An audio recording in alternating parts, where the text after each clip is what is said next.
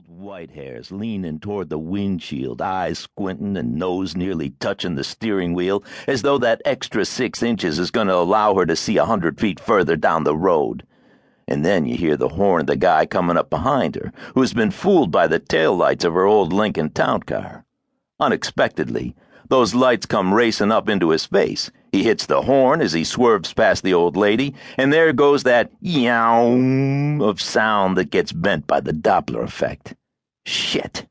Now, you've got to do something, right? You're out here with the fucking mandate to stop accidents from happening, right? So you pull the iPod buds out of your ears, and on go the headlights.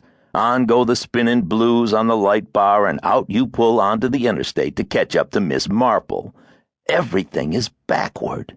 You're not chasing some hopped-up 19-year-old flyer. You're stopping your grandmother for going too slow. Cussing. You push the patrol car to 50 miles per hour to catch up. For now, you stay off the siren, not wanting to scare the shit out of the old lady. You slow up just behind her and slide just to her outside mirror so she can't miss the spinning lights now flashing into her car's interior and making everything pulsate in blue, even her white hair. Sure enough, she doesn't slow down a bit. Other cars around and behind you are slowing because they can see the damn lights, and like most drivers in the world, their natural tendency is to slow down when they see a cop, because God forbid they did something wrong or were running 10 miles over the limit themselves. So they all slow down for 30 seconds.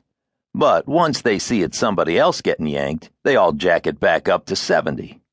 You know this is true because you're a cop, and you know the paranoia you invoke, and you're kind of proud of it.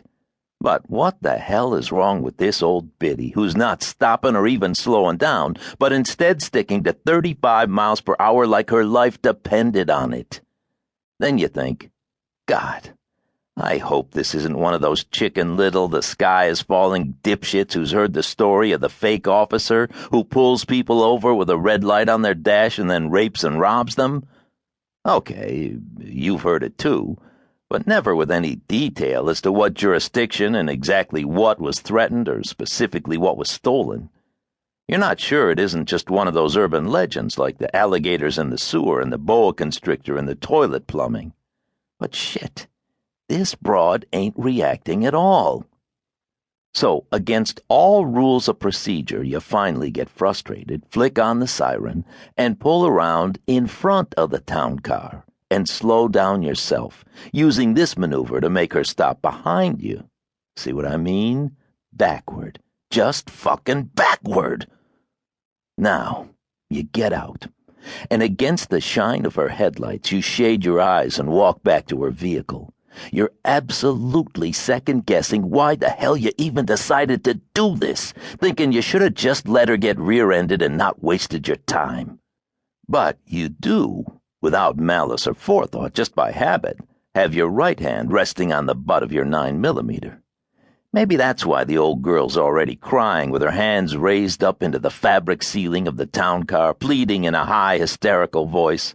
Please, officer, please don't shoot me. I'm sorry. I was just trying to get to the airport to pick up my daughter. I didn't mean to be unlawful. I'm sorry. Please, don't shoot me.